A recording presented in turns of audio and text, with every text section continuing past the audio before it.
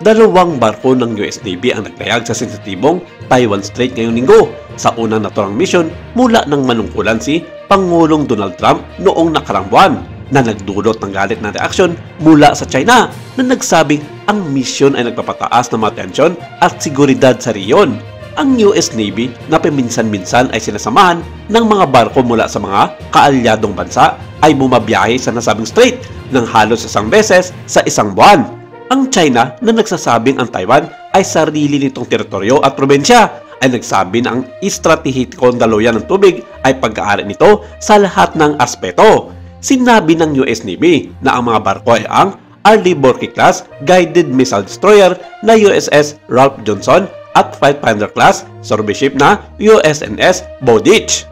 Ang mga barko ay nagsagawa ng north to south transit noong February 10 to 12. Sinabi naman ng militar ng China na nagpadala na sila ng mga karagdagang pwersa sa nasabing karagatan upang magbantay at magmanman sa nasabing mga barko ng Amerika. Sinabi ng Eastern Theater Command ng People's Liberation Army sa isang payag noong unang bahagi ng Miyerkules na ang aksyon ng US ay nagpapadala ng mga maling signal at nagpapataas ng mga panganib sa seguridad. Itinuturing ng China ang Taiwan bilang pinakamahalagang isyu sa diplomatiko at ito ay regular na isang hadlang sa relasyon ng China at ng US.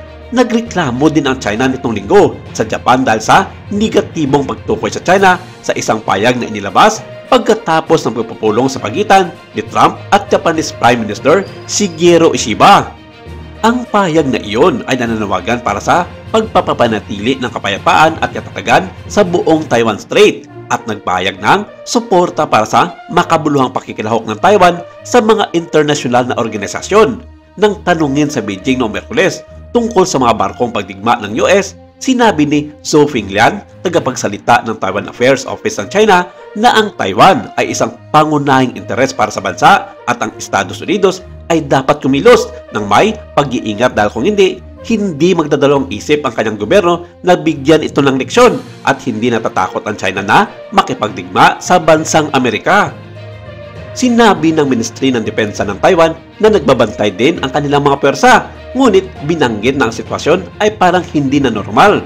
Ang militar ng China ay nagpapatrolya araw-araw sa nasabing kipot o strait bilang bahagi na tinitingnan ng gobyerno ng Taiwan bilang bahagi ng kampanyang panggigipit ng Beijing. Noong Miyerkules, sinabi ng Defense Ministry ng Taiwan na nakadetect ito ng 30 Chinese military aircraft at 7 Navy ship na tumatakbo sa paligid ng isla sa nakaraang 24 oras.